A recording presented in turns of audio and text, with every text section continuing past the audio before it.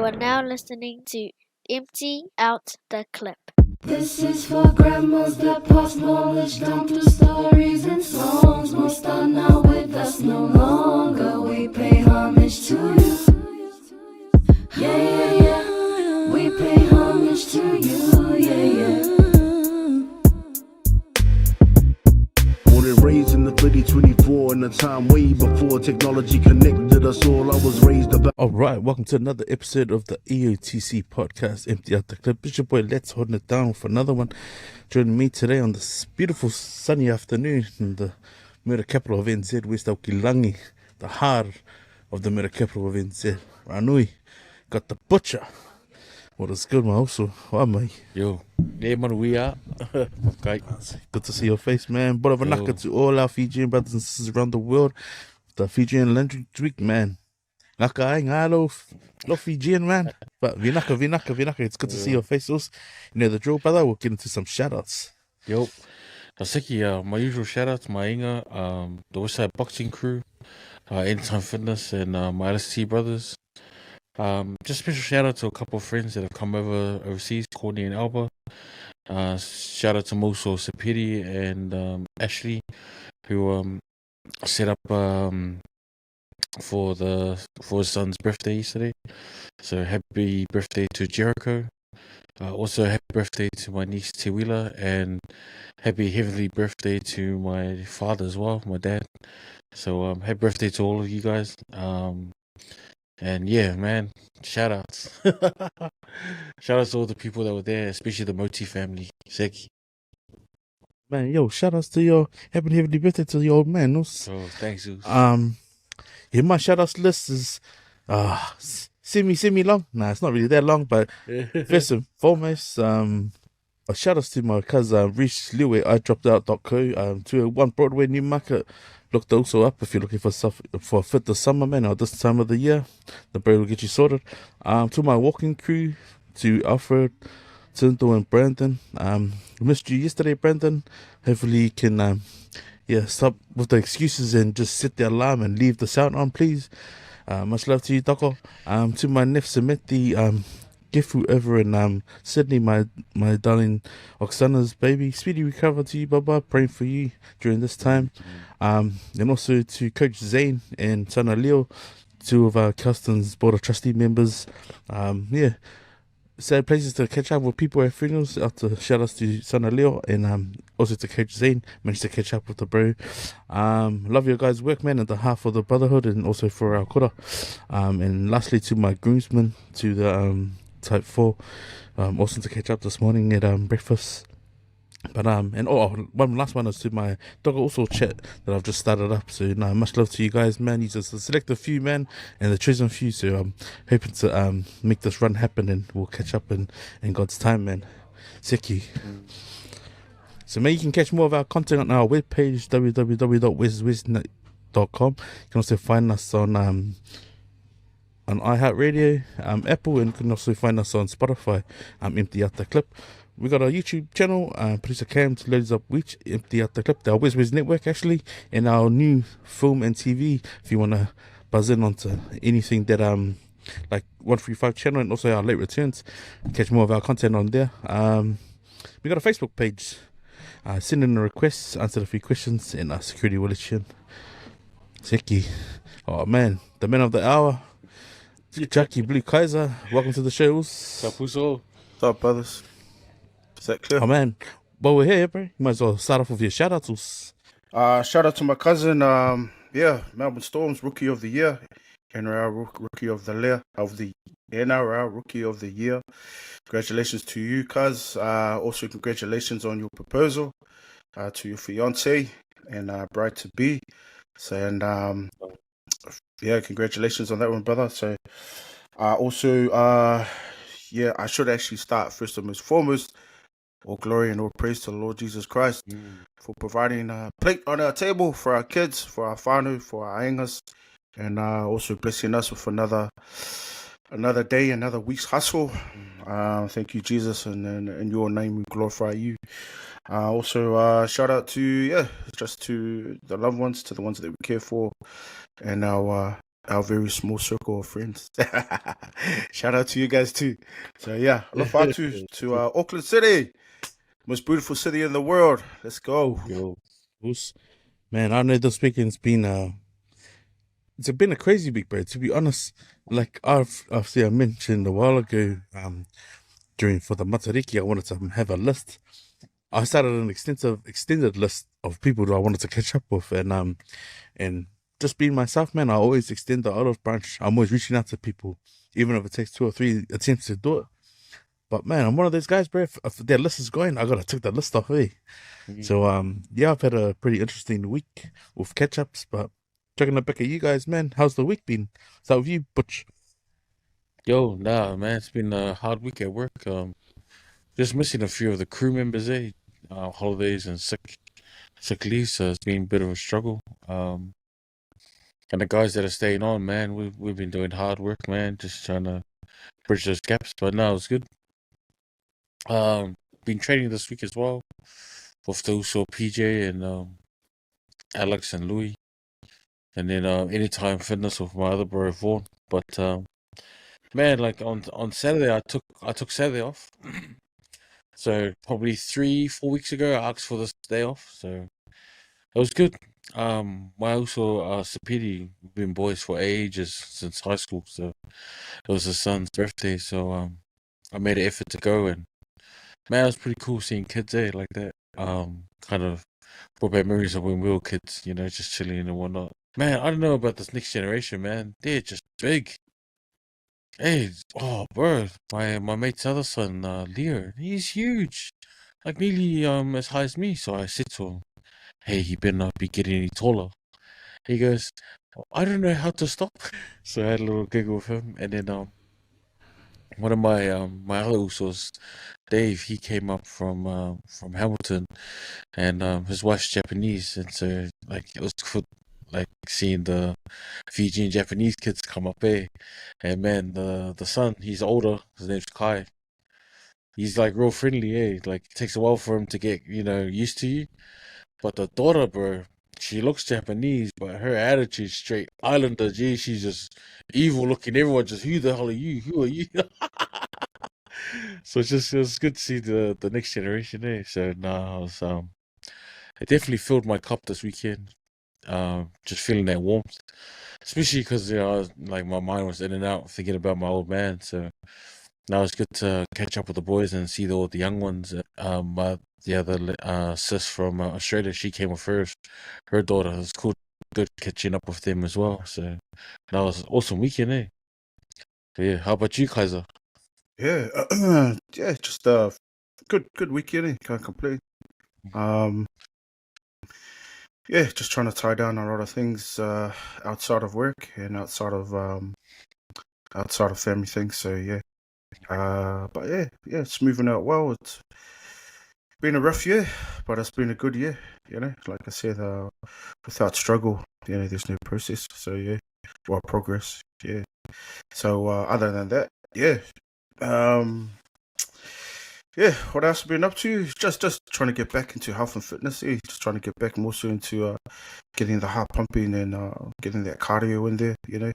As you know, us poly boys, when you hear the word cardio, it's like see you later, mate. You know what I mean? Yeah, but Stretching already. yeah, but physically, yeah, us polys can most definitely can bang it out when it comes to heavy stuff, eh? So, but I think the heavy stuff has to go on the back seat there, and I'm also just focusing on just getting the blood and oxygen and flowing, healthy through the heart.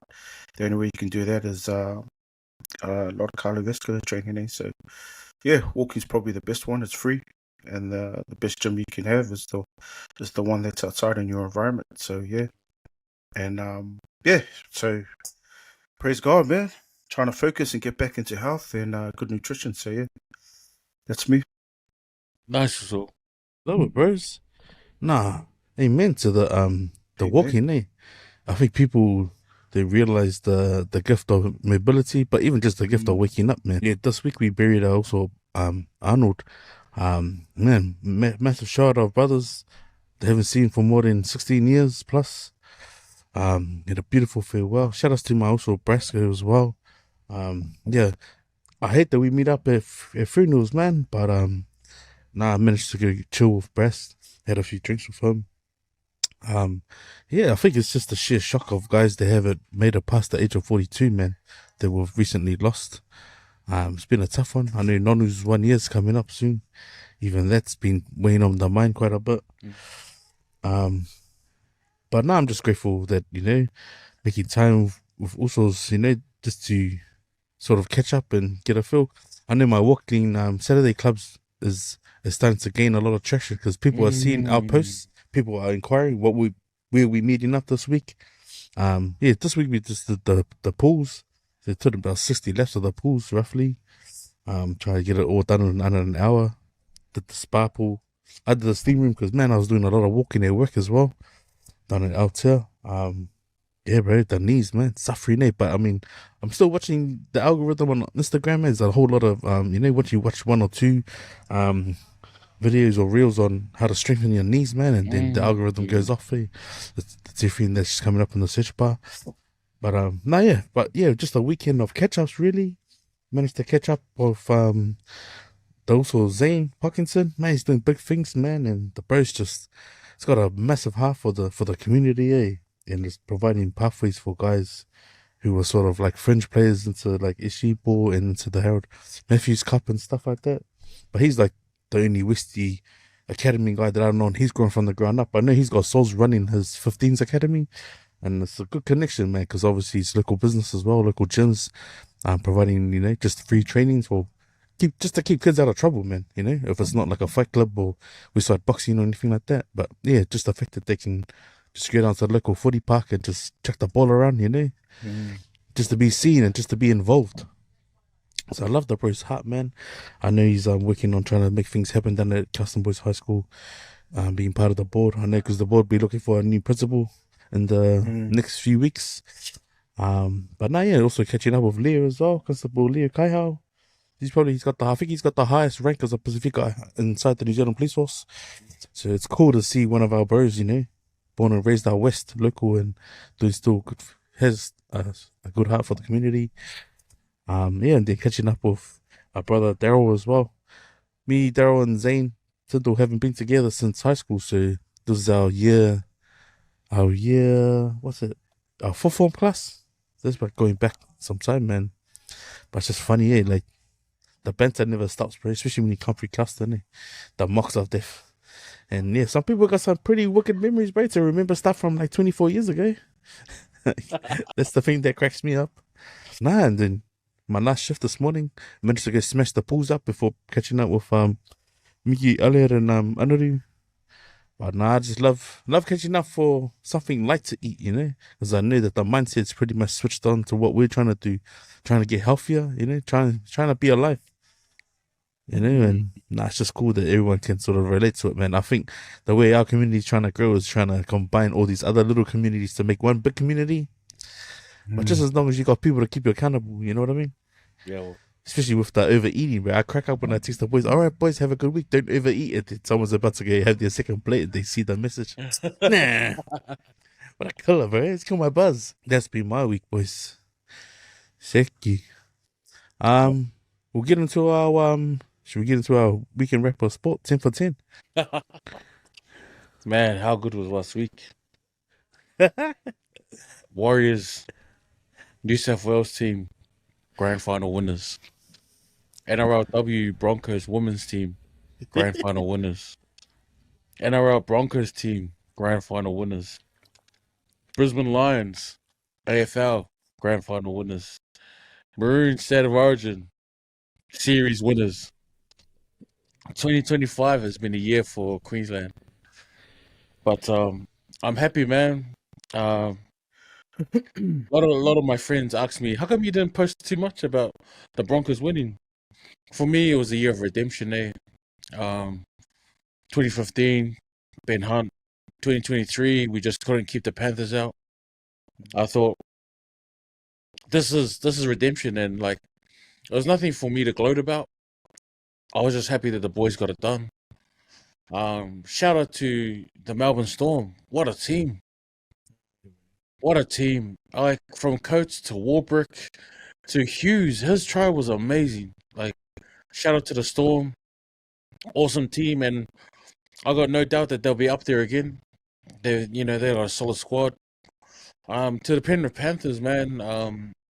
For us to shut them out in their game as well, crazy. So, nah, man, this Broncos team, man, they're the reason they called the comeback kings because, man, we're down and out after halftime, and then for them to just come back and win it, it's inspirational, to be honest, and it makes you want to do better. It makes you want to go for those runs harder. So, now shout out to the boys. They redeemed themselves. They won it for the state, but at the end of the day, I think they won it for themselves. But shout out to all the other teams as well. Man, massive effort. Let's hope the Warriors get a grand final now. Shaky. Nice, bro. No. Catch any sport guys over the weekend? No. Just watching the grand final. So, Mm. yeah, good game, good final. So, yeah, big ups to the Bucking Broncos. Yeah, congratulated, mate. Yeah, Queensland.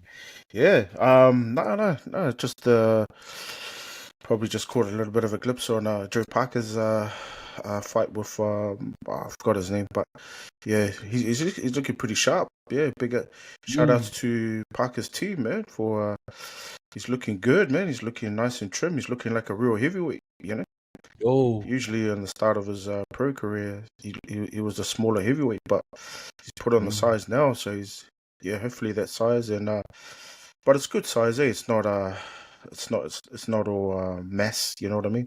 It's nice and conditioned size. It makes him nice and lean as a heavyweight. So he's looking more like an athlete, I should say. So hopefully, most definitely he'll dominate this fight.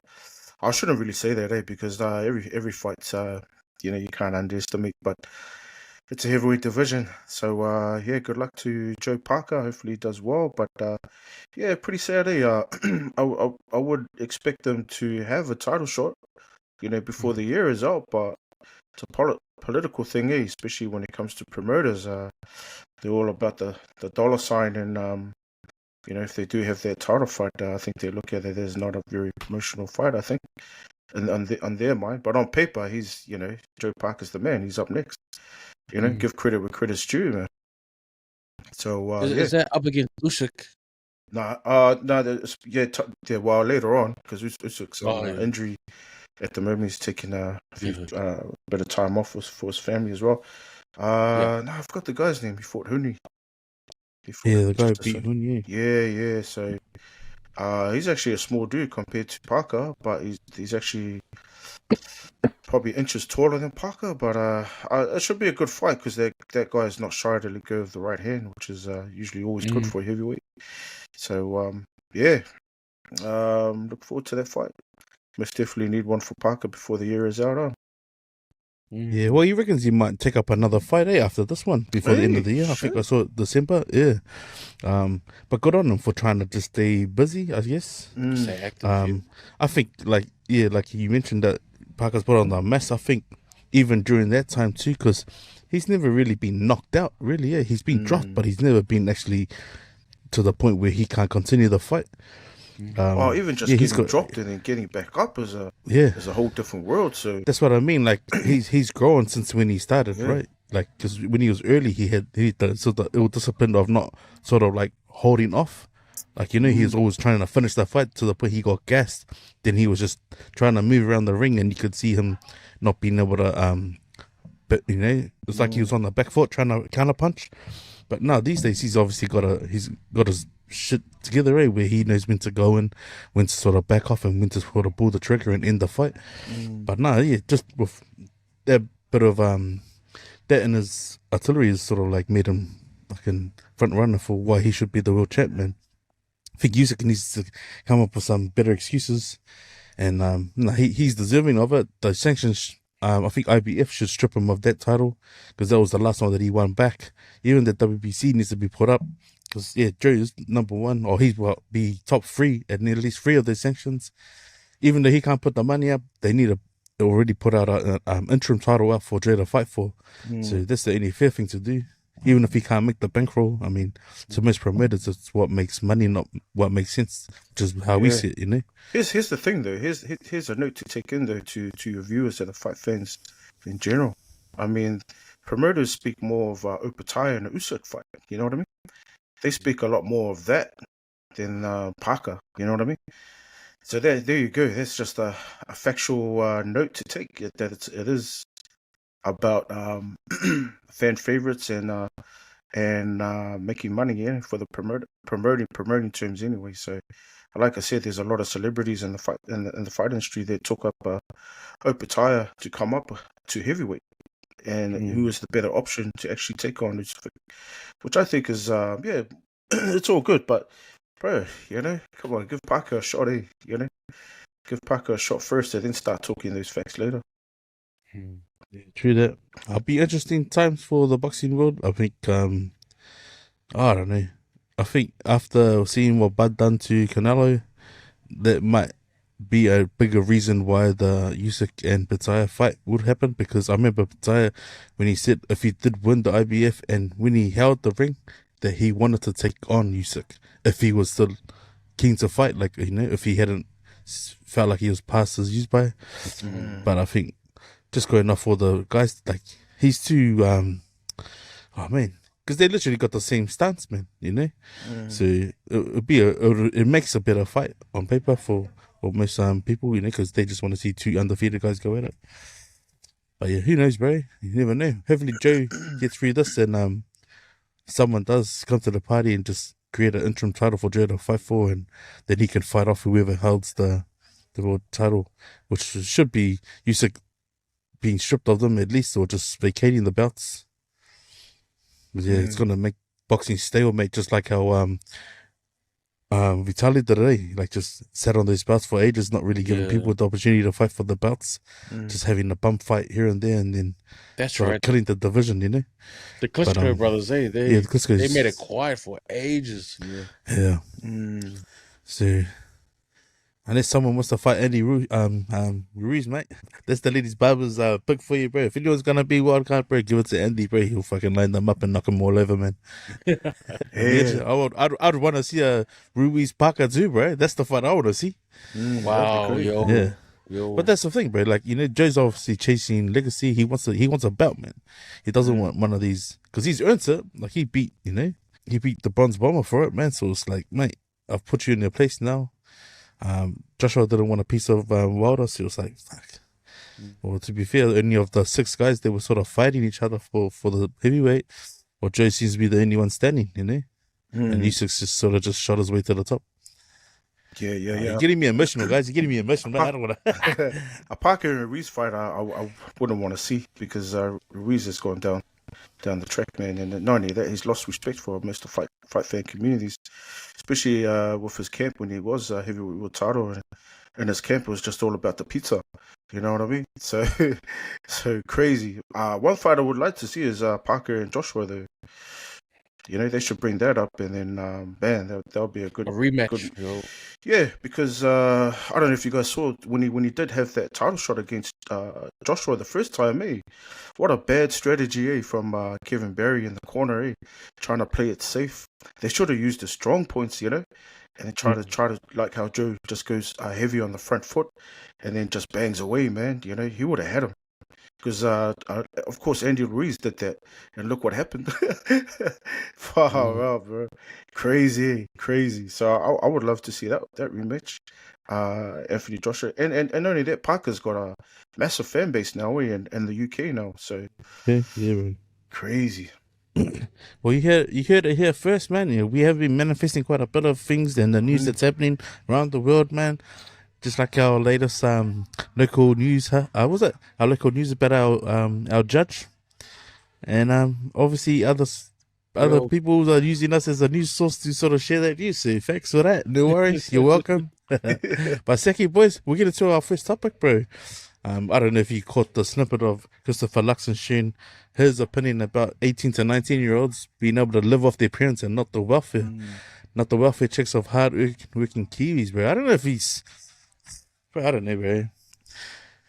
I've got a heavy opinion about it, but we'll kick it off with you first. Did you manage to read up on that, Chucky? Yeah, heard it on Talkback a little bit during the week, working week. So yeah, that just doesn't make sense. I mean, even kids with disabilities, he's expecting them to get a job as well and get off the benefit and live off their parents and that. But it's kind of sad because you have single parents out there, and even if you have two Yeah. parents that are working, it's all good to say that. But then with inflation and that gone up, and Auckland council rates doesn't make it even easier. The higher Auckland council rates go up, the higher the inflation goes up. It affects the whole economy. So he's talking bullshit, man. He needs to relax. He's talking crap, and he shouldn't pick on the most vulnerable. We need that support. That's what we pay taxes for. Is to give them a handout or a top up or however they want to look at it, to better themselves. Through everything, through the workforce, through SEEK and through education. So to throw a curveball like that just doesn't make sense. It's just making the whole country go backwards, and that's not a good thing. That's a negative thing. So man, he needs a good slap in the mouth, to be honest. Yeah, that's all I got to say about that. I do get it. Like they want kids to have that mindset of finding a job instead of going for the benefits straight away. But the thing is, right, like we've had some people apply for jobs that are worth heaps. There's hardly any jobs out there, man. It's actually quite hard. And not only kids are competing for it, but actual adults are competing for it. So they need this, and it's a job seeker benefit. So they're looking for jobs while they're on the benefit. So yeah, and you're right. Like even if their parents could afford it, what's their relationship with the child? Like maybe the child walked out on them. We don't know. You can't just blanket the whole thing as the parents got to pay for it. And also, what happens to parents who just earn above the threshold? They're struggling as it is. They probably have other kids they want to look after. And the 18-year-old probably doesn't want to put pressure on the family. So he's gone on to the job seeker benefit to try and help himself get a job. So, and you're right, child with disability. And even if these kids don't qualify for the benefit, where are they going to go? The youth programs and all the charity programs that are out there, it's going to put more pressure on them. So, yeah, like it's a bit of a step backwards. The idea of it is good, get kids working, but the fundamental side, like how you're going to do it, it's just a little bit off. I know heaps of 18, 19-year-olds that are working like labor jobs, and they told me that when they applied for it, there was over 300, 400 people applying for that one labor job. And they were just lucky to get in. So, I feel like this government's just cost cutting a lot. They're saying there's a lot of jobs out there, but if you look at all the government jobs that were available before they got into power, and then when they're in power, they did massive cuts to jobs and whatnot. So they're adding to the problem by cutting those jobs. And then you expect our 18, 19-year-olds to get the jobs while all the people that they've cut are looking for jobs as well. It's a vicious cycle. We're not gonna get there, man. Kids are just falling through the gaps. Yeah. Too much pressure for the hardworking parent as well. Yo. And parents who are just earning above that threshold, they're gonna be like, "Oh, you gotta support your child now." I don't know. Yeah. I read a big reply to this, bro, and it was on our page, man. And I know this from experience. Like, for example, my daughter she's the first person in our family to get into university, right? And my wife was only doing part-time hours, so this is a minimum of 20 hours a week. I earned too much I earned over the threshold where Nikita was entitled to something. So she wasn't entitled to any scholarships. She wasn't entitled to student allowance, but the first year was free. So just say, for example, we're going into next year where they say they either want you to go into study or live off your parents. If I paint a picture for you, if you struggled at school and you couldn't apply yourself, you're now being tortured for it as an adult. So if you go into Polytech and you try and get into a trade, or if you try and get into uni, but if you struggled, you're literally gonna be struggling. The government's choice to make you struggle even more, because you won't be entitled to get in. You won't be entitled to much, right? And if you decide to take the max of, say, student allowance on top of what you'll be paying per semester to do the course, already straight off the bat, you're in 15k debt for that first year. You do the second year and you add, if you make it through, it's another 20k. So before you even finish, or if you even finish, you're already in like 60,000 G's worth of debt. So how are you supposed to survive knowing that you can't even afford to even go to school? So the fact that there's 40,000 less jobs, 36,000 to be exact, 36,000 jobs less since this government stepped in. Now, all the school leavers that will leave next year, some might not even last a year, right? Because they literally don't have the credits to get into like scholarships now, or even into apprenticeships, because there's no apprenticeships, man. The building industry literally took the biggest cut of employment, and it's been seen, man. There's no work, there's no new builds to be done, because they're hiring all this offshore labor. So I don't know how they're trying to make this work for everyone. Like, it doesn't even make sense. It makes no sense at all. The hardest part about it is that if you were, like, say, when me and my wife, she was only doing part-time, and she's still part-time, how are we supposed to even survive? Knowing that the water comes fucking quarterly when they used to come 6 months or annually, on top of our fucking land and taxes and the rest of it. It's fucking shocking, man.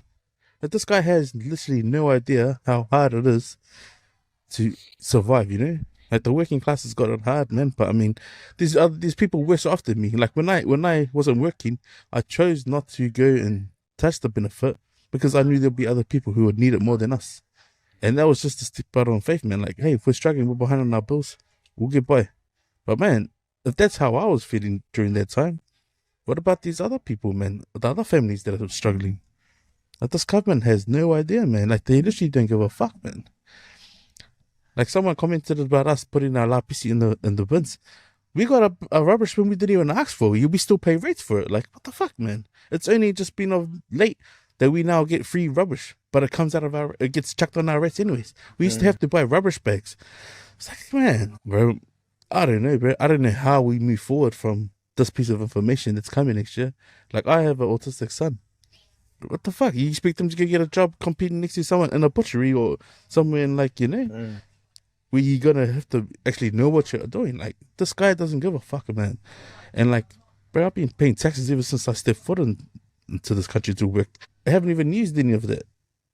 Like, not even working for families. So it paints a pretty much a fuck you picture to every hard-working Kiwi in this country, right? Because why should our kids suffer because this guy doesn't want to use some of their taxpayer money, like, to relieve some of the stress on some of our families? Let's be the first guy to do it by saying, oh nah, fuck that, go get a job, man. What jobs, bro? Like, literally, where are the jobs? Makes no sense to me, man. That's why I always criticize, like when we get involved in global politics, you know, outside of the Pacific. The Pacific's our backyard, of course, but then we're sending millions of dollars to train soldiers to fight in Ukraine. You know, it's crazy. Hopefully someone slaps this dude. He can get it then. Sorry, this was... Oh, moving on to our next topic. There was a post from you, Chucky, about the 300 plus drivers having to go back and sit their driver's license because someone at a testing station was getting paid to pass these people who probably wouldn't have passed in the first place. And share that one also. Your opinions on that? Crazy. This is an ongoing thing though. In relations to New Zealand licensing. I mean, it's you know, not to single them out, but it is, you know, we're just going off by the facts of what's written. Particularly the process when it comes to Indian licensing, because it was a majority of them that had to be called back in order to reset their license, and the staff that were getting caught and getting caught in by charging these people were of Indian descent, majority of them. So, and it wasn't just one agency um, that were approved of doing the New Zealand government licensing. There was a couple of agencies that were reviewed and under investigation in Auckland. But this is an ongoing thing because this is not the first time it's happened. It's happened in the year of 2011, 2013, 2015. It's 2025 now, and it's actually doubled. You know, the just the fraudulent of New Zealand driver's license from class one. You know, they got caught out by staff getting paid from $500 to $600 for a full class one license, and not even they did the theory part, but not even go for the practical part. So it was nowhere to be found. But at times there was no theory and practical. And then for an HT, which is even more dangerous, for full class 4, for full class 2 and a class 4, $3,000 upwards. Jeez. That's how much that these so-called staff members were getting paid. You know, it's if you look at the bigger picture, and then you look at the Auckland roads are not safe anymore. You know, it's a trickle effect in that whole sector that needs to be pulled upside down. In my opinion, there's no policing around to police that, and the government agencies around it. How many times yearly do they do a review or an investigation on government agencies for New Zealand licensing?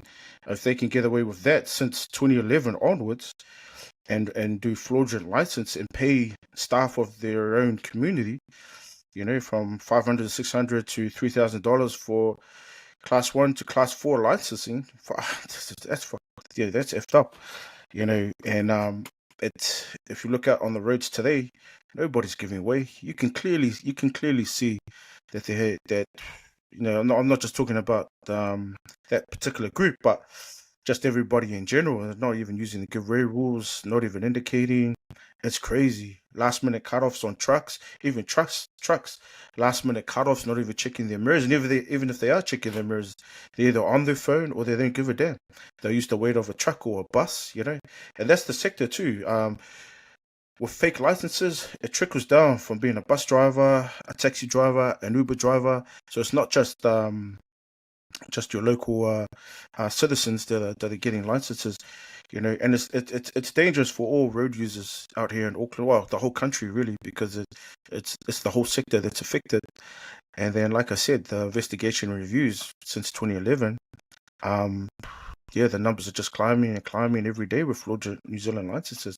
If they can get away with that, imagine the New Zealand passport system as well. So yeah. So back then, the transport minister was Simon Bridges. So he was informed about it. So they did their thing. Today, the transport minister is what's his name? Chris Bishop. So yeah, hopefully they can rearrange and change the whole system in regards to I don't want to say it, but overseas migrants, and then the process of how to get a driver's license and everything like this. I reckon they need to double up their security. Like I said, New Zealand's far too soft, man, far too soft. Because in Australia, there's not much loopholes. I don't want to compare countries, but they're more policed over there than over here, right? You know.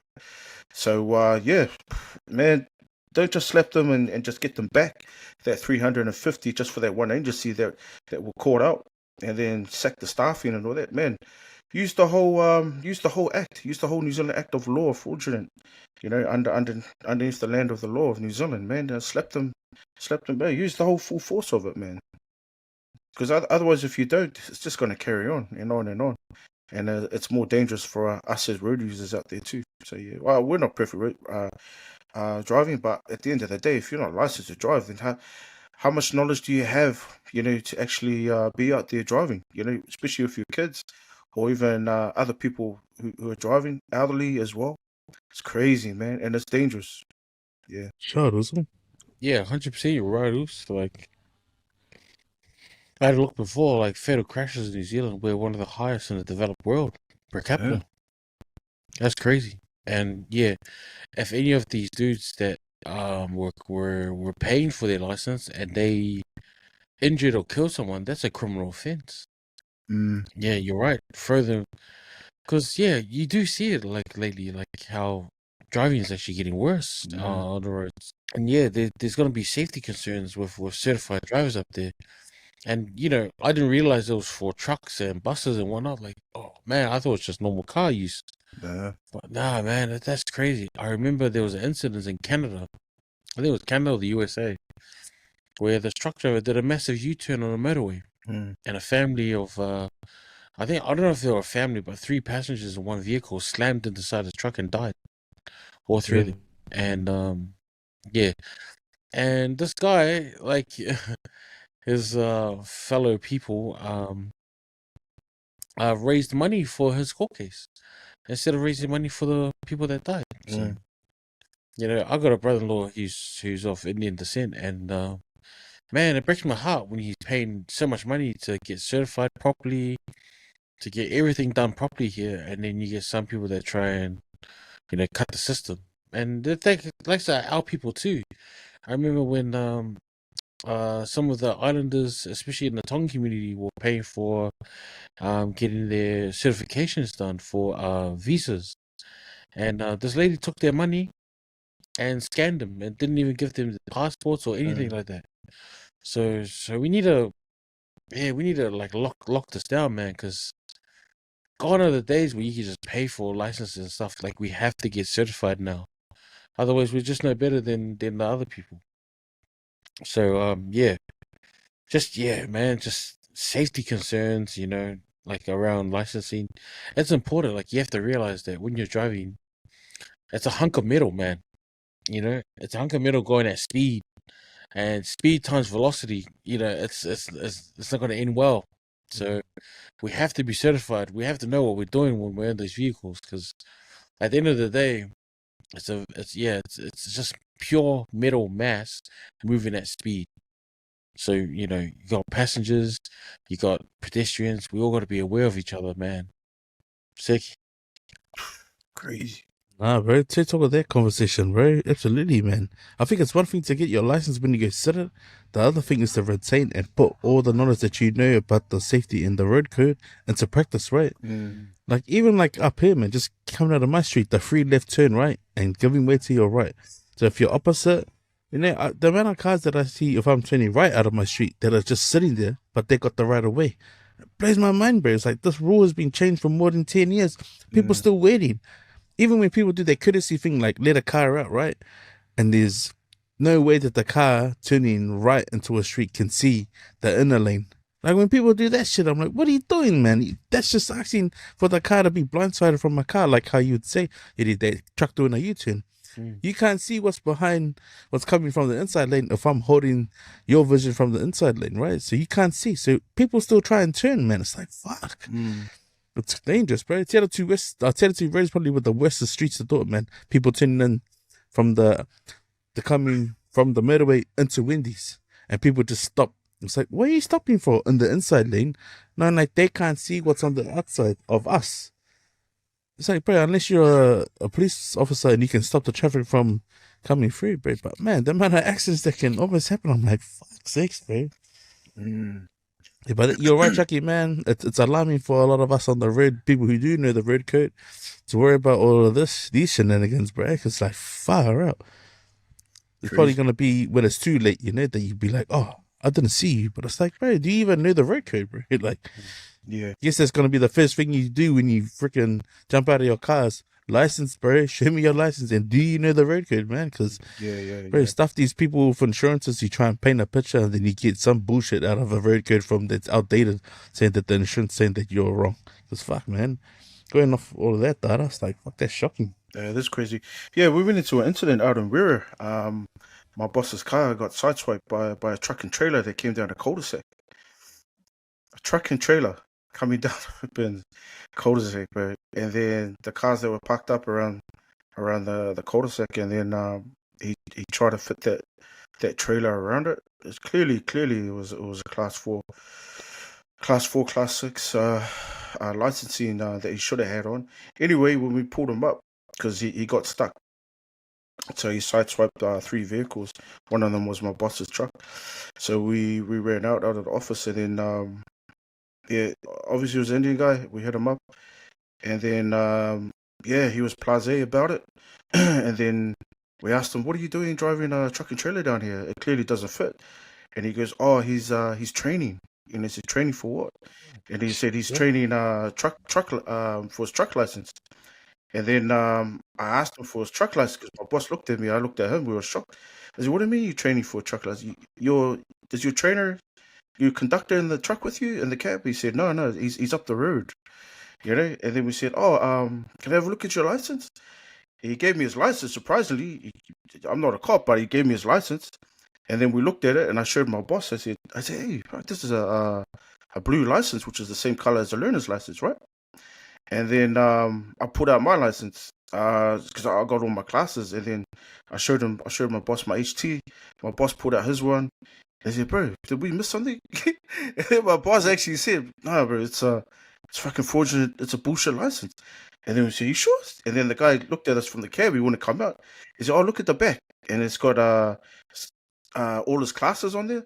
My man, it just didn't look like it, eh? And the photo ID was on the back, you know, with his classes.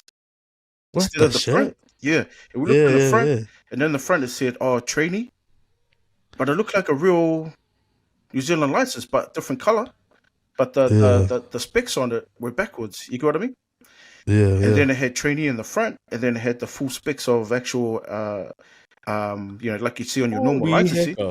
And then my boss rang up his brother, which he worked up in we're at police station, which was only just 5 minutes up the road from where we were working. And he told him to come down, so he came down. He checked the license, and then he arrested the guy because the license was fraud. And that same week, they were like the logistics industry were on top of that, so they were in the middle of investigating fraudulent truck licenses. And this was I think it was 2014. 2014 when this happened out in Rira.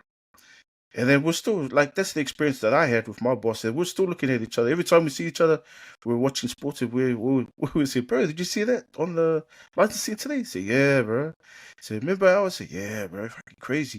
And that's why he came down a street that clearly doesn't fit a truck and trailer and try to do a U around a dead end street, you know, and sideswipe 3 vehicles.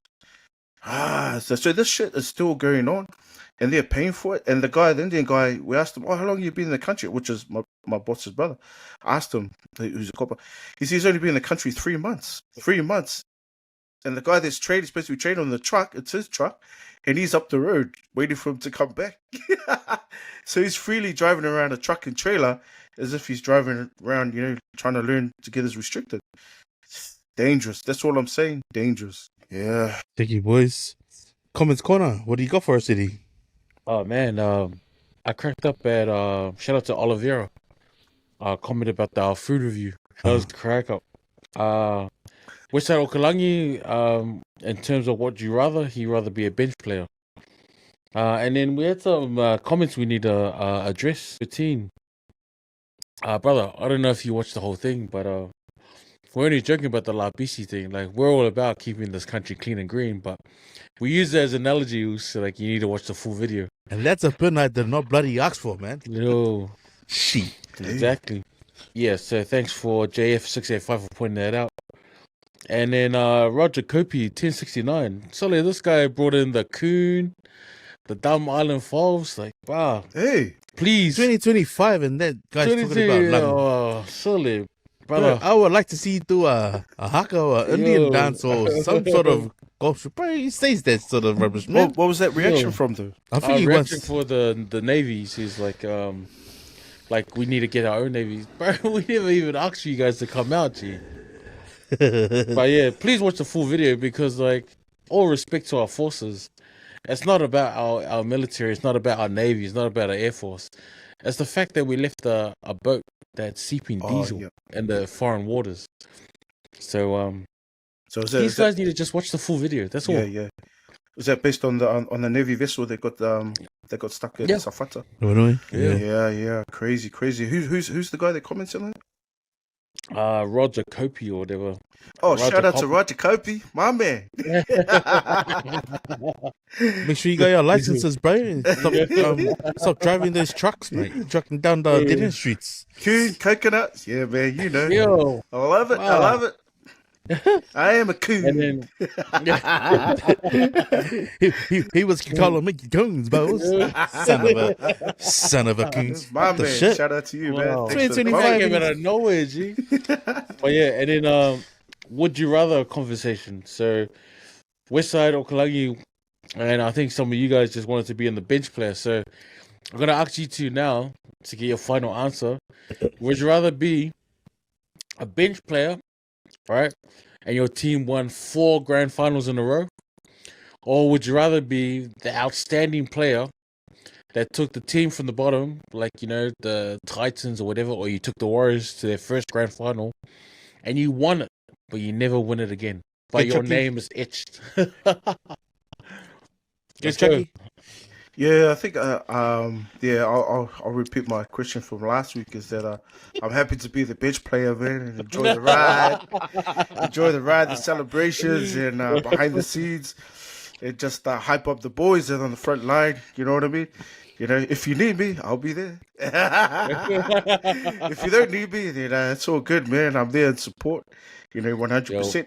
But then, coming out from nowhere, probably my second option would be to be that guy that never wins it again, but comes out and brings that team up from nowhere, and then just out of adversities of all the losses you can have, but then wins that grand final, man. I'll love that one too. So I'll be that guy even if I don't win a grand final again.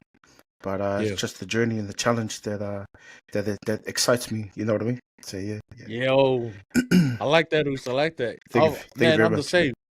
I'd rather be that one player that takes, like, let's say the Warriors, for example, take the Warriors to their first grand final and win it.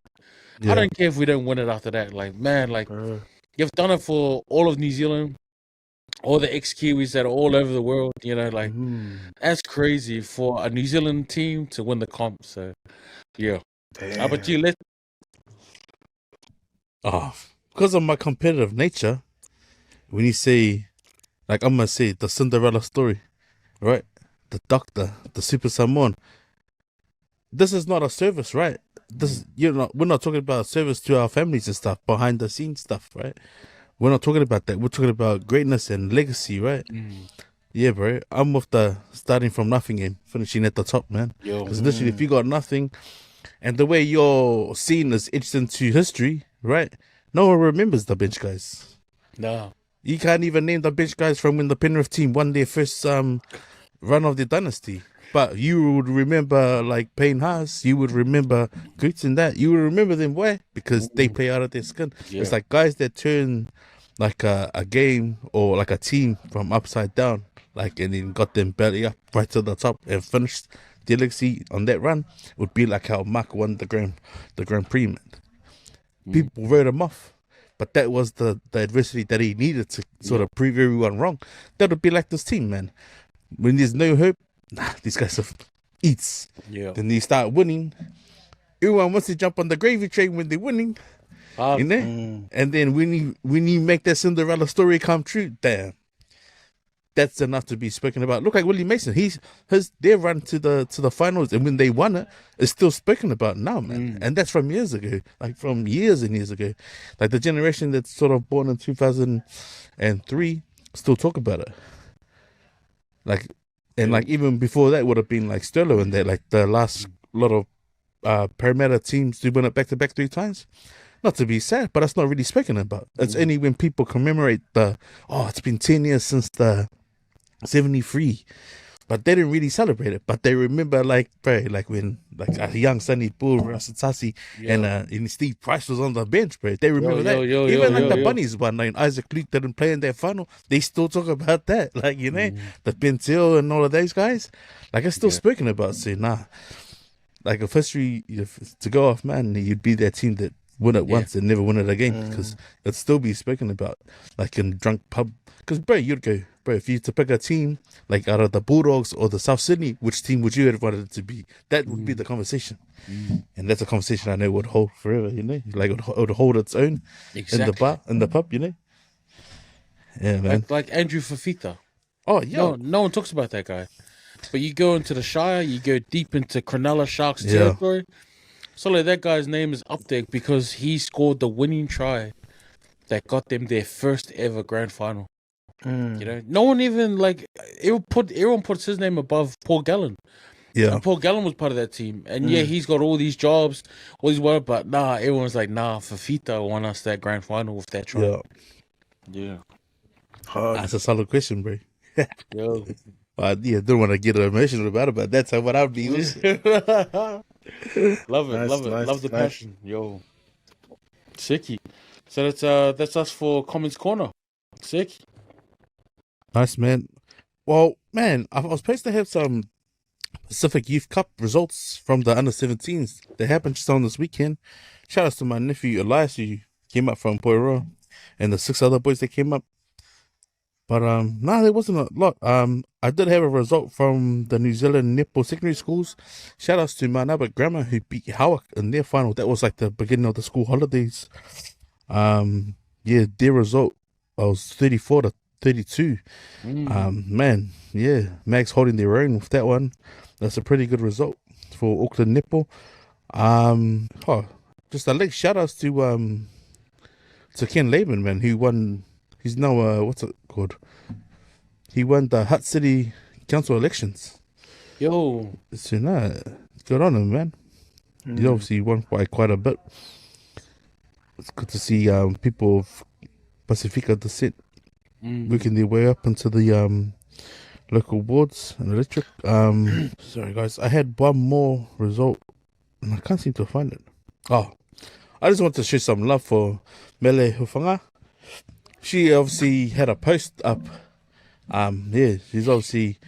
I've been a fan of hers ever since she made the transition from rugby to league, and I wanted to share it because Rugby League Daily put it on, and it was just a lot of people giving her hate in the comments.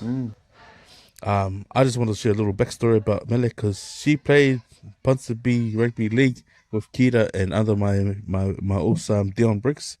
And she's a talented player, man. And it was evident that she was going to go a long way. She didn't play for Hakula, Tonga, and then eventually made herself available for the Kiwis.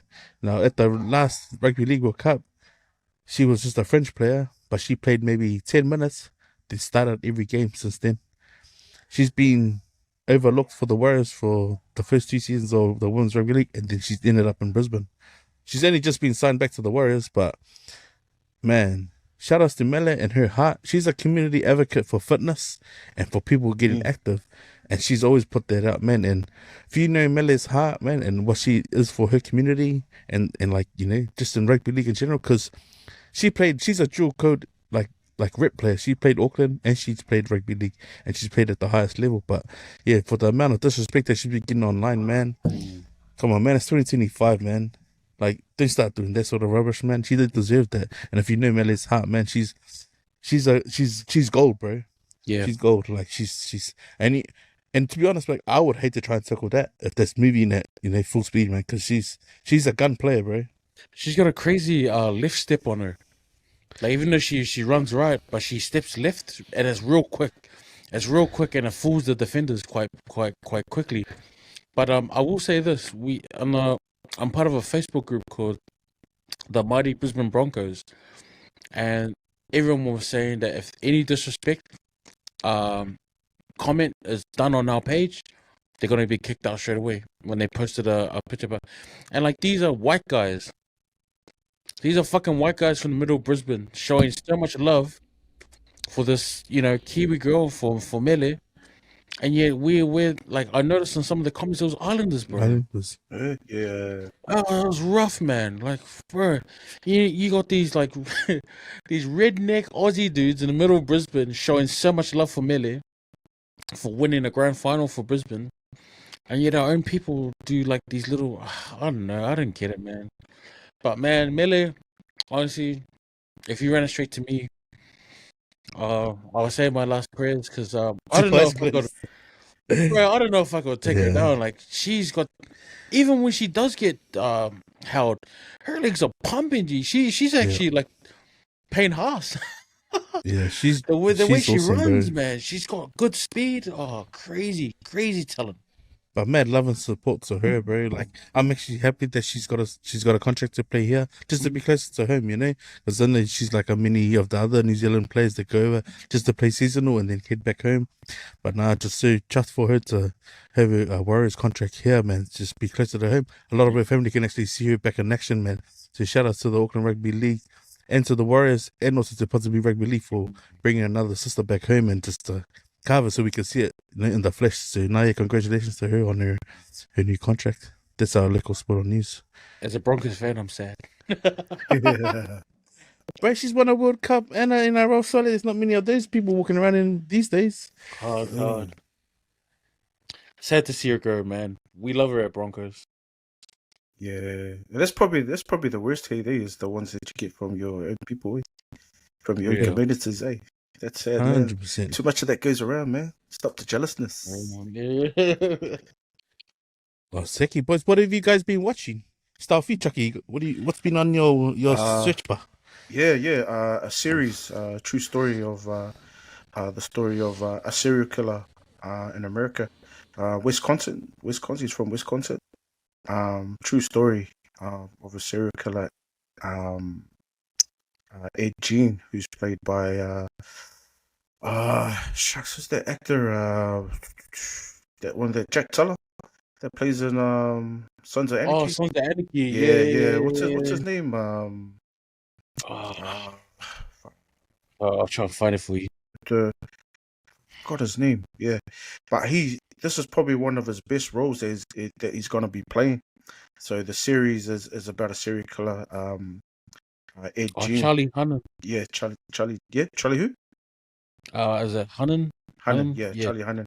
Yeah, probably one of his best roles that the critics have been saying, because it's not an easy role to play. So it's the story, a true story of a monster, Ed Gein story that happened in Wisconsin. So he was a serial killer as well as a body snatcher. So he used to go out and into the graveyards, in the middle of the night, just snatching bodies, and mysteriously he'll go into the town as well and just randomly, just take out people. But yeah, watching this movie, man, honestly made me feel noisy already. Made me feel like I want to spew up because the shit on there. I don't know if it's fabricated just because of the Hollywood scenes that they gotta try and do, but the storyline itself is sick, totally sick, man. So just started watching the first series. It's on Netflix. It's called The Monster, true story of Ed Gein, and it's a kind of long story short.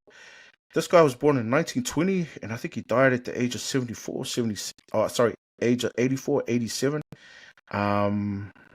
1920, and then I think he died around 1986 or 84. Anyway, long story short, for example, when the cops went to this farmhouse, right, and everybody in his family had been taken out. They're actually gone. So, what looked like a lamp and what looked like a bowl were actually made from human body parts. Check that out. Yeah. So during their investigation, those days, not even knowing when they walked into the house, when they were looking for all these, doing their investigation, not knowing that the chair that they were sitting on was actually coated with human skin. So, him being a body snatcher and going to these cemeteries in the middle of the night and digging up these bodies, he would take them home and then he would make something out of it. Yeah. So there was a story along that line where one of his guests, to the testimony, said that when he invited him over for breakfast one time, and had some cereal. So he had these bowls that he thought they were carved out from wood. They were actually human skulls.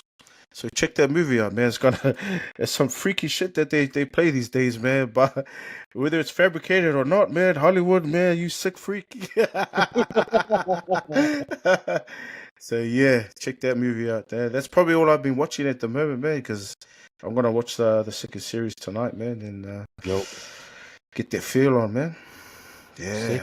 I've been watching just the ghost videos, Nuke's Top 5. Yeah, and then because of the grand final, I've been watching like the old grand finals.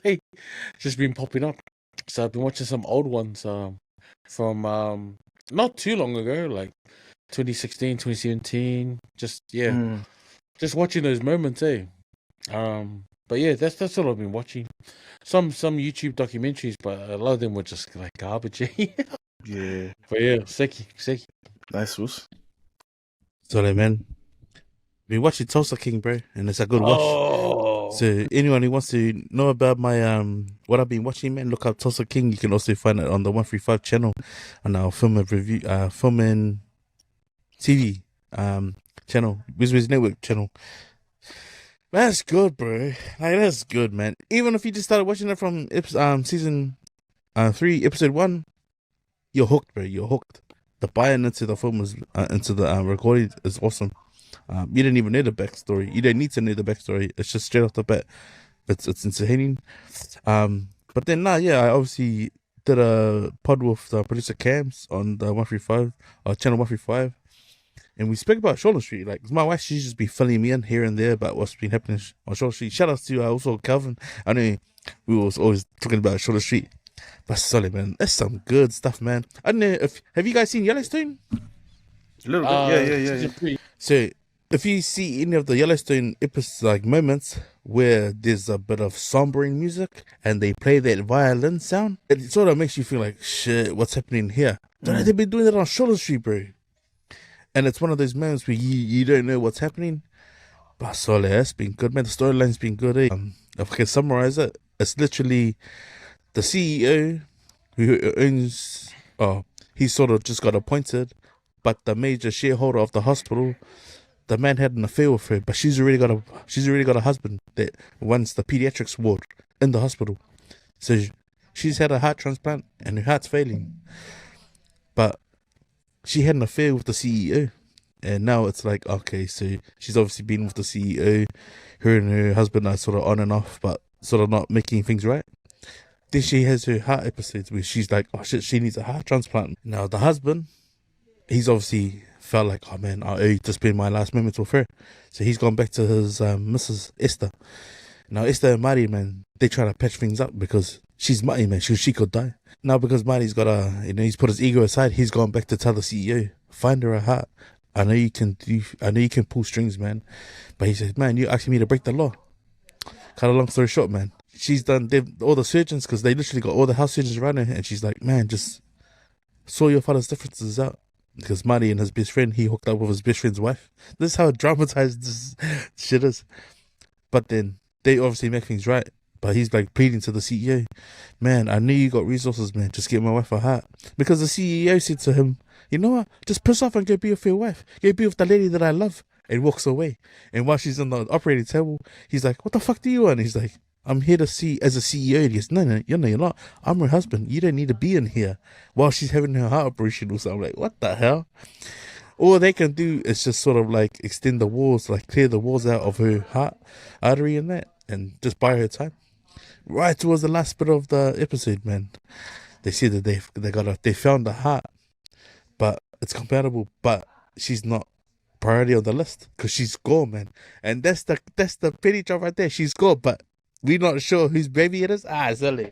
Watch Shoulder Street, guys. You gotta watch Shoulder Street, man. And if you love Shoulder Street, please come by the Barbers and share some love about Shoulder Street, because it is drama, bro. But that's what I'll be watching.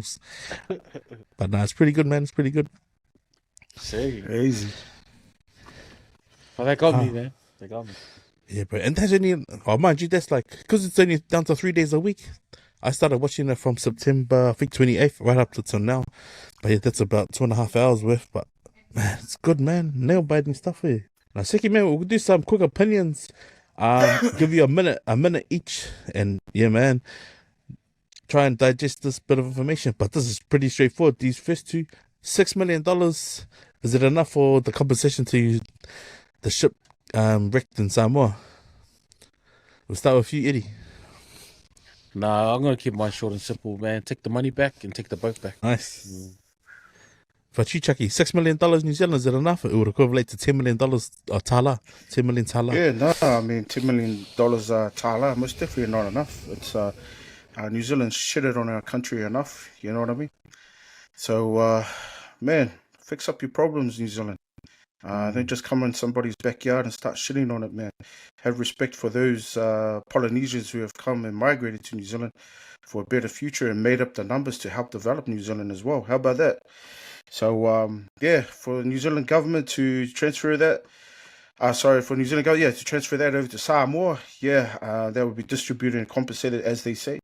For the Manawanui HMNZ, that Navy vessel, most definitely take it out, man, because there has been similar situations that happened in American Samoa, as well as our Pia Harbour as well over the last 5 years. One being a Filipino fishing vessel submerged in American Samoa, for example. They didn't waste any time. It didn't take them a year. Straight away, they put an action plan into play. U.S. Coast Guards arrived. A salvage team arrived. They refloated the vessel. They emptied out the 700 gallons of oil. And then the cleanup, was paid for, surprisingly enough, which was a pollution fund, that they can tap into. And then what happens after the cleanup is done? Well, immediately there was the efforts and the actions. So they did all that. They done all that.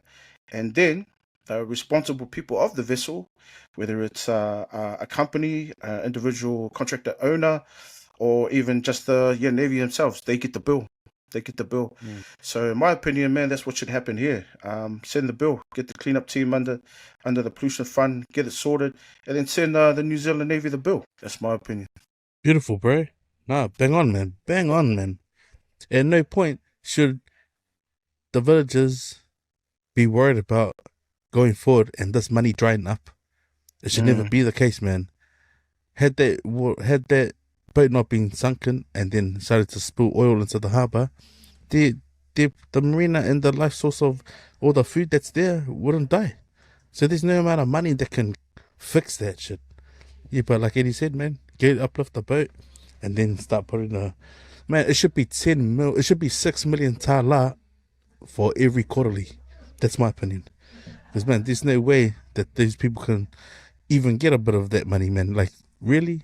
Once it gets the trickle effect, then it's been shaved off the top by everyone else that's got a hand in that bowl. Nah, man, it's not right, eh? Nah, shuttle sauce. Another quick opinion on this one is obviously the Silver Ferns. Some of the players, the playing group, went to the New Zealand Netball Association to talk about Nolene's tactics, about how she runs her training camps. And I want your guys' honest opinions about it. Should the people who had the issue with New Zealand netball front up and step into the limelight and say who they were, or should they remain silent and stand together as a team? So, if you, Chucky. Yeah. Just find a plan, move forward. Find a plan, support the process, trust the process, and trust her program. And just move forward from there. Yeah. I think if you're gonna single out a coach like that, you shouldn't hide behind anonymity, really.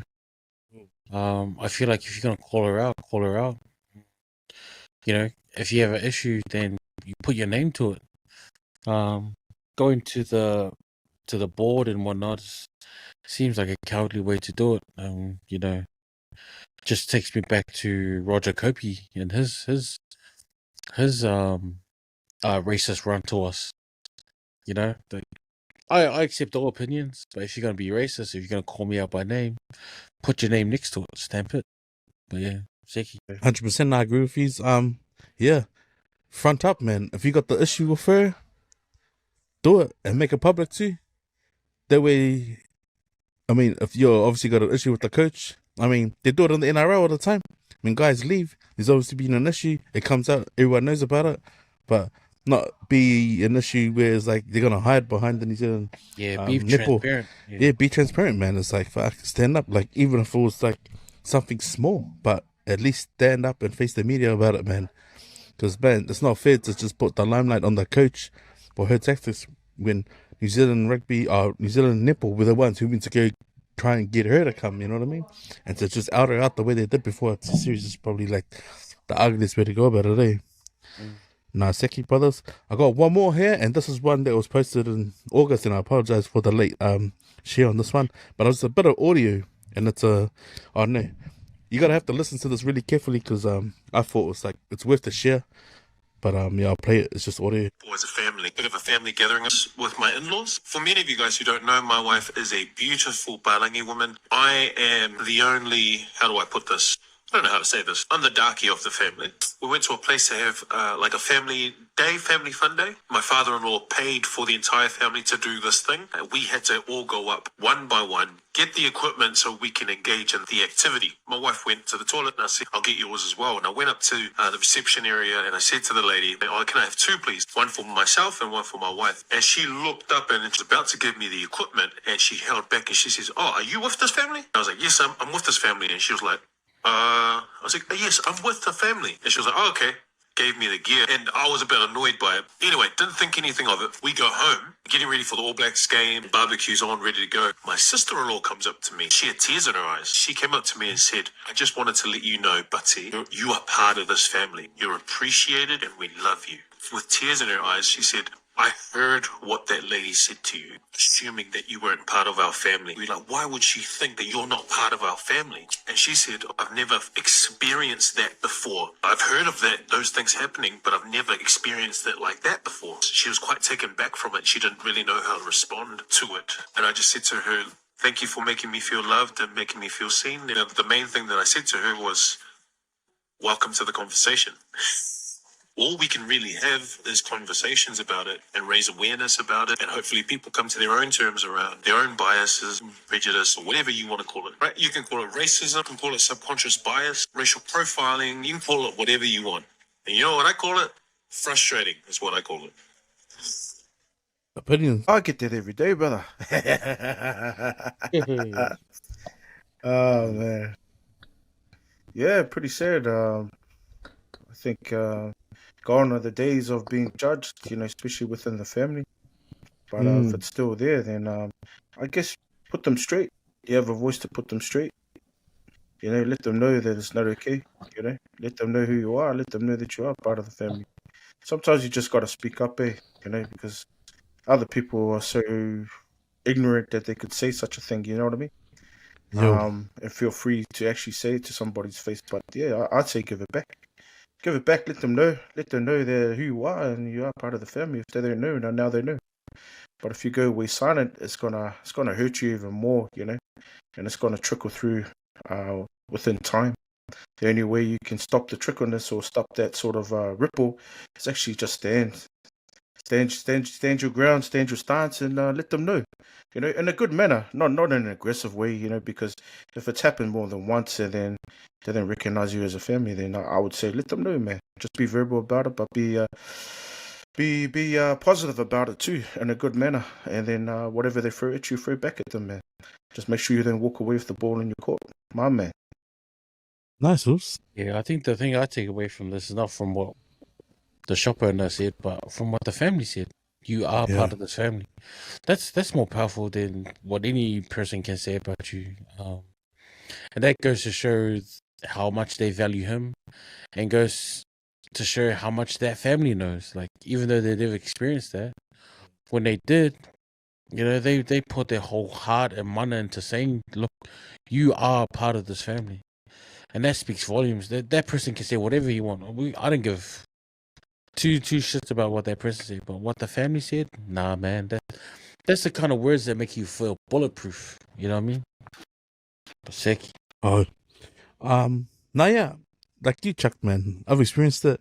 I think the worst is I've probably felt it when walking to a shop, and my kids felt it as well. I said, man, that's the sort of shit that I deal with when I walk into places, probably by the way I'm dressed. And it's usually that's an expensive piece of equipment there. And like, yeah, I've actually been into a place and just paid upfront cash, man, and asked for a discount, and like overlooked the service and just been like, now can I talk to the manager? And then told my kids, if you ever feel like you're being racial profiled like that, then talk to the little man, talk to the boss. You know? But yeah, that was quite confronting for my girls as well when they seen that. They were like, wow, they just calling you out there because, you know, obviously you're Islander. Like, well, that's life, right? But I mean, yeah, called the little men out by saying, don't talk to the white bees. Took the guy with the big balls, you know. But that was just something that I took from it. No, yeah, but no, it's cool. Shout out to Mr. Pati Tali for sharing that on his page. Got a few Pati reviews. Atali. Is Pati Atali? Pati Tali. Oh, shout out to Yeah. Pati Tali, man, for bringing that issue up. And just to let you know, brother, I am the boss.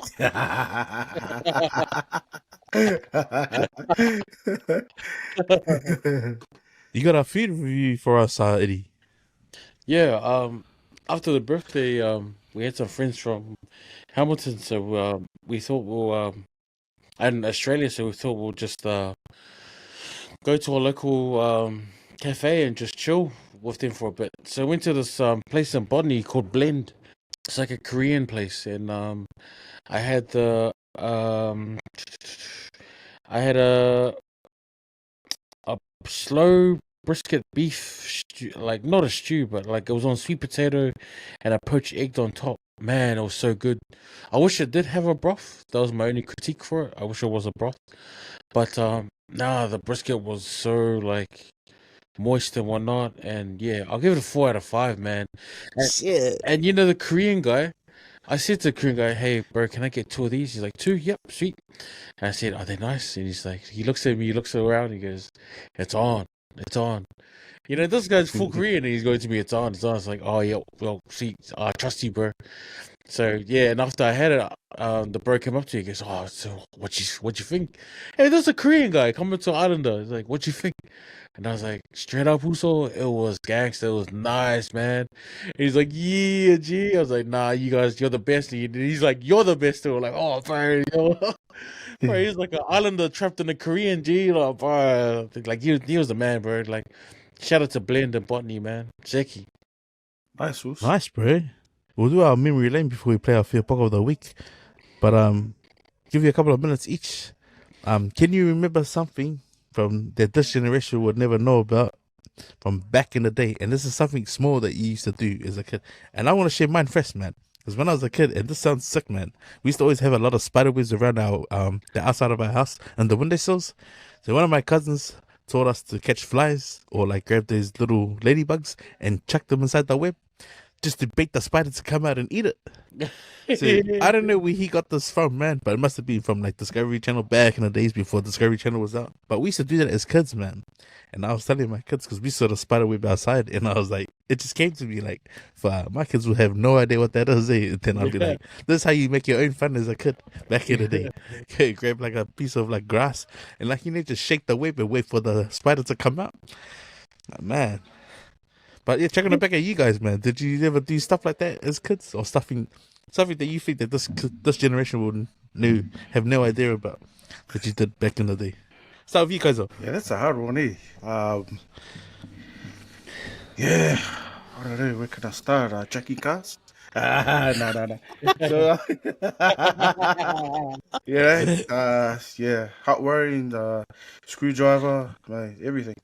Yeah, I don't know. Probably a humbling one would be going down to West Haven Marina and then fishing down the Mystery River where you're not supposed to do, but then just grabbing black peroris. Yeah, a whole bunch of that. You're guaranteed to catch. You're just using breadcrumbs. Yeah, breadcrumbs and a good torch will attract the peroris, and then just drop your hook without a bait. Boom, you're in there.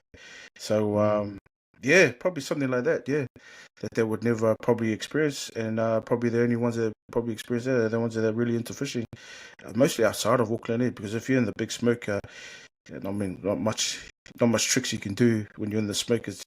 The big city's too busy. You know what I mean? To have that sort of creative interaction. So I believe that they should bring that back and spend a bit more time to show the tricks of the trades, from back then to the kids of the millennium today. My man. Nice. Using the knifey to cut the uppers, the coconut cream uppers to scrape the kalo. Oh, yeah. I used to hate doing that because you feel iffy with the knife and you're trying to do it. And then, man, it's just like, especially when the old one doesn't work anymore and it starts to take off too much. Oh, bro, gotta cut a new one. Damn. That and probably, because I know kids still use sticks to use as machine guns. But, we used to tie a stringer to the stick. And you know how there's that bullet belt that goes into the gun, which to hold it like that, like Rambo with the string. I was like, man, no one even knew what the string was for. Man, it was for the bullets. But yeah, and then growing up was the IOU, the $2 top up IOUs. 6 IOU for a $2 top up. Oh, bro. Yeah. Not to forgot you got the IOU. You already topped up $20 and then it's already 18. You can't Like, recharge hey, by the whole month. Yeah. Damn. Let me add to that. I just remembered another one. Here's another one. I took my vehicle, and this was years ago. This was about 2011. I took my vehicle, and you know how the mechanics, they give you a courtesy car, right? Yeah. I got stuck with a 1996 Toyota sedan, right? And I had a school run to do. So I had to pick up my kids, right? And then I racked up in this courtesy car from the mechanics. Anyway, cut a long story short, I went and picked them up. They opened the door. I had to reach over and open the door because nothing in there was electric, right? Yo. They hopped in the car. They packed up the front seat and the back seat. They were just looking around like mysteriously. They asked me where the family car is, and I said, oh, it's in the garage. I got to go pick it up straight after this. Pick you guys up and we'll go. Anyway, it was getting a bit hot. It was in the summer, daylight savings. And I told one of my boys to, hey, if you get hot because the air conditioning it's weak, can you wind down the window at the back? And then I told my other boy, can you wind down the window in the passenger seat? Honestly, it took them about 12 minutes. I was still sweating bricks, and I had my window down. And then I just realized that they didn't do it. And I said, hey, wind down the windows, boys, you know? And then they looked at me and they say, how? I swear I looked at them like shocked, you know what I mean? I looked at them so shocked that I saw the handle was right there for the window. And then I just clicked, right? So I pulled the car over. And then I said, what do you mean how? They said, oh, there's no buttons there. It was a wind-up window, my man. It was a wind-up window. That's how old school the car was. I was so shocked and I was so like sort of embarrassed. And then I said, oh, see my window? He said, yeah, see this? Do you know what this is? They said, no. So I showed them. I had to actually show them. Here it is. This is how you wind down the window and wind up the window. They all looked at me and they said, wow. Wow, Lola technology. That's when I knew, man. I said, man, these guys, I need to take them to a car show more often, eh? I remember one of the boys' uncle had a Datsun, and like we had to share the handle. Clip off. Yeah. Damn, crazy, man. Memory lane, man. My man. What a blessing. boys. What a blessing. We got our Fia Poko of the week. Can roll the film. Now, this here, man, this is why you just don't do things that, you know, like when people are trending videos and people say, oh, yeah, we'll just try it. And then you get your phone out and record what they're supposed to do. You can't make this shit up, man. Holiday. And right now, you can save £50 per person. That's £200 off for a family of 4.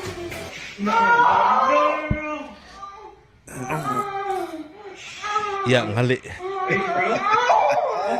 They never try and peer someone over your shoulder like that. Holiday. What is wrong with that guy? At least put a mattress down. So look at the dog. The dog like looks at him like, man. Charlie. That's what happens. You know what I blame? That's what happens when you don't watch WWE as a kid. He didn't even put like anything down, like a mattress or something.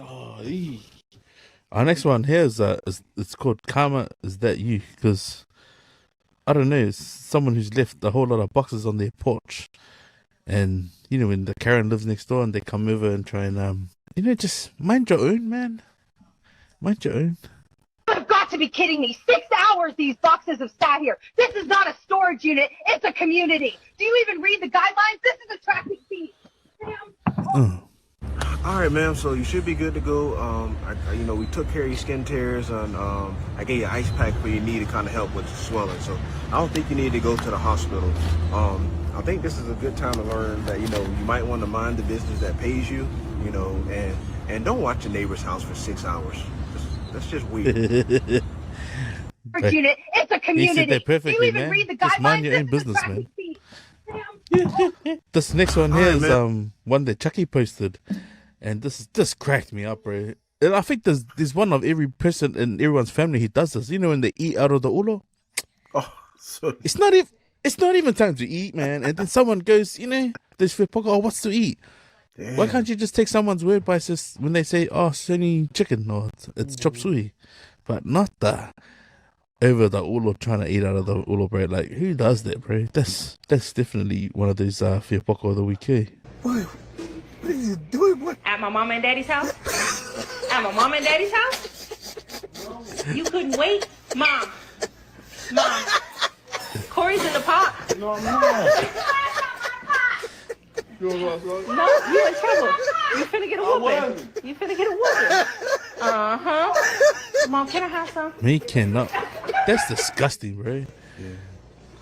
Yeah, I inherited all of my mom's At serving my mom and daddy's dishes, house? but man, she's got some massive steel ones too. You know, the ones that are probably like 30+ centimeters.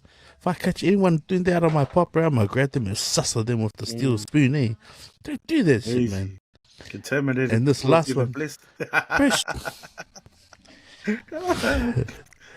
and this last one here, I just thought, bro, this has got to be the most ring of fire. Have you ever heard of ring of fire? If it's not burning when you take a leak, this is the next part of burning ring of fire right here. Jump through the hoop, burning fire, and then mali. I don't know who's set this up, but someone tell someone one at a time, not coming at the same time and just bunk heads. Like, you cannot make this shit up, bro. Check it over to you, the panel man. Pick your Fia Poko of the week. Yeah, man, I'll have to pick the guy that had his hand in the cookie jar, my man. Yeah, like I said, contaminating the food before it's blessed, my man. That dude was definitely on kitchen duties by himself after the meal. Yo, yeah. So he's on a different level when it comes to soy, because you know when you lift the lids, they makes that sound. So, especially your mum's steel ones, they make that ringing sound when you take off the lid. So the man is like, he's done it more than once. he's done it more than once. Man. I reckon that's the third time he was in there, man. Yeah. So mine will be the soy guy. Yeah, bro, that dude, bro, he just needs that jab with the pot altogether, bro. If my mom caught anyone doing that shit, bro, oh my gosh, you never heard the end of it, man. But man, you'd think once you've done it once that you would do it in your lesson, but clearly he just never got caught, eh? But yeah, that's definitely the Wizards Network's Fia Poko of the week, bro. Sure, boys. Jeez. Yep, that's pretty much the episode, man. We'll get into some last words. Start with you, Eddie. Go. Yeah, just be kind to another, and yeah, if you're gonna call us out, man, like put your face to it, bro. Nah. But just yeah, I don't know. Like, I enjoy a good debate, and like I will argue an issue, but there's no need for for those words, bro. But yeah, last words. Be good, be kind, and just like to thank all the haters too that are coming on here and putting out their comments, because your comments are valued. Keep that in mind. But as soon as you start throwing racist sort of remarks towards the panel, it becomes personal. So keep in mind to that we take your comment into full value, but challenge the topic. Don't challenge the person. So yeah, don't make it personal, because that's when you're off topic and then the value's gone from your end, my man. So yeah, but thanks for the comment. As for everybody else, like I said, man, pay for your license, do the test, do the driving test. Don't mess it up. But be honest to yourself, because at the end of the day, like every other day, you're the navigator, you're the controller for whoever family member or loved person or anybody else that you have in that vehicle. So safety is a priority when it comes to licensing. So there's nothing that something like that that money can buy. So if you lack that experience, man, don't take shortcuts and try to be a wise guy. Other than that, once again, Valu, congratulations for your you and your wife to be, and congratulations again for being the NRL Rookie of the Year. Hopefully you get a lineup in the startup next year, mate. Get it done, man. Trade harder, brother. Trade harder. Kelly block, man. Never fails you then, man. Never fails you now. So yeah, carry that K high, man, and work harder. Last one is shout out to my families and my loved ones. Work hard and hustle hard, and especially invest more into your health. Yeah. God bless Fat Manuel. Tua. My man. Yo, thank you, Malo. Nice, Malo. so. Oh, nah, man. I gotta acknowledge Alvera 9137, man. Bro, that comment for this week, bro, really came at a great time, and we appreciate you tuning on the pod while you're having dinner with your family. And shout out to your beautiful family as well for tuning in and having a good giggle with our review. Like this is typically Pacifica unapologetic, man, but getting a comment like that, and it's like enough to brighten up the rest of our week, man. So blessings to you and your Ainga, man. We pray that you guys have an awesome week ahead. Just my last words is pretty much just yeah, man, in times of need, bro, they never feel like you can't reach out, man. Talking and getting a load off helps every day. Like for every moment that you're sitting in your dark thoughts, they never feel like you can't have a word of prayer, because prayer is a beautiful thing. It's a powerful thing. Manifesting where you want to be at the end of the day. Like Chucky says, man, it's a blessing to wake up, man. So use that blessing by the end of the day, man. So you're stealing that one from me, Chucky. You know what it is. Get it late in all of it. Shout out to man. So yeah, that pretty much is another one for the books, man. Catch more of our content on our webpage. And yeah, man, if you've made it this far, man, smash the like button, give us a like, subscribe, and share. Man, we're just some brothers out here in the hood, man, giving our Pacifica point of view in one shot, no retraction, man. So that you know what it is. Eddie, wrap us up, bro. Yo, let's get the fuck out of here. Oh, Seki. My man. Shout out to